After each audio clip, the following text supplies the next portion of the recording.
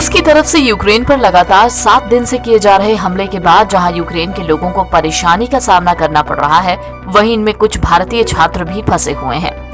भारत सरकार ने भारतीय छात्रों को एयरलिफ्ट कराना शुरू कर दिया है, जिसके तहत वायुसेना का पहला C-17 ग्लोब मास्टर करीब 200 छात्रों को यूक्रेन के रोमानिया से लेकर भारत पहुंचा है।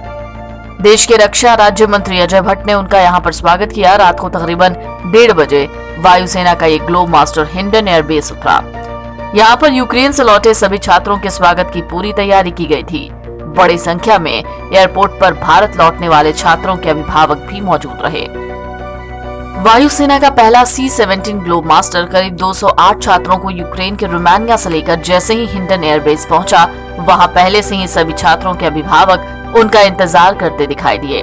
कुछ अभिभावक छात्रों से वहां की दास्तान सुन भावुक हुए, क्योंकि इस दौरान नई दिल्ली की रहने वाली एक छात्रा ने कहा कि उनके सामने ही कुछ छात्रों के साथ यूक्रेन में मारपीट हुई। उन्होंने कहा, जैसे ही यूक्रेन पर हमला होना शुरू हुआ तो चारों तरफ भगदड़ मच गई।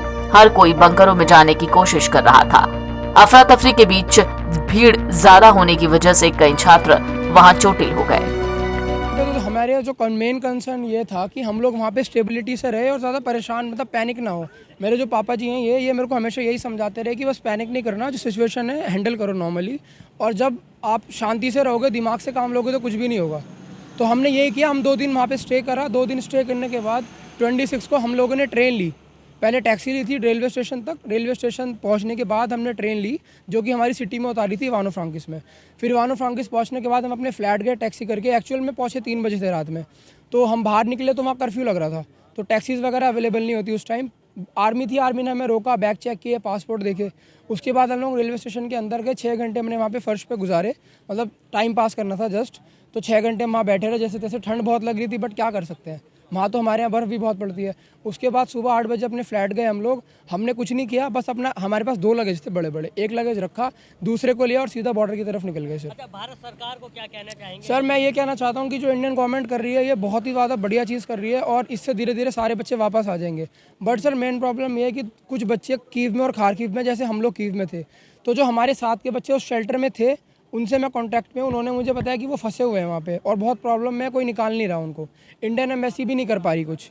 तो मेरी यही जो आपसे गुजारिश है, जो मैं कहना चाहता हूँ कि आप कुछ किसी भी तरह उन लोगों को वहाँ से निकाल दो, क्योंकि उनकी कंडीशन ना वर्स से वर्स हो रही है। हम लोग जब वहाँ पे थे, हमें 6 लोगों को एक प्लेट में खाना मिल रहा था सर, जो कि मेरे जैसे के लिए बिल्कुल भी जस्टिफाइड नहीं है। मैं इतना कम खाना खा ही नहीं सकता हूँ। तो वहाँ पे हम लोगों ने मैनेज किया, और 6, अब पहले 6 था, अब 10 लोग कर दिया उन्होंने। 10 लोगों के अंदर एक छोटी सी प्लेट, तो कैसे सर्वाइवल होगा सर। और वो बच्चे परेशान है, वीडियोस बना रहे हैं हर दिन की, हमें निकाल दो, यहाँ से निकाल दो, बट कोई एक्शन ही नहीं लिया जा रहा सूटेबल। तो मेरा सिर्फ मेन कंसर्न ये है, वो बच्चे हमें सिर्फ यही बोल रहे थे कि आप वहाँ जाएंगे, मीडिया से बात करेंगे, उनको ये चीज़ समझाना कि आप निकल गए पर हम नहीं निकल पा रहे हैं यहाँ से। मैं फंसा हुआ था कि मैं इंडियन एम्बेसी में ये 2 दिन रहा है, वहाँ की सिचुएशन बहुत ज़्यादा ख़राब हो गई थी। तो हमने जो है इसको अपने बिहाफ पे ही वहाँ से निकलवाया था कि तुम लोग वहाँ से निकल जाओ।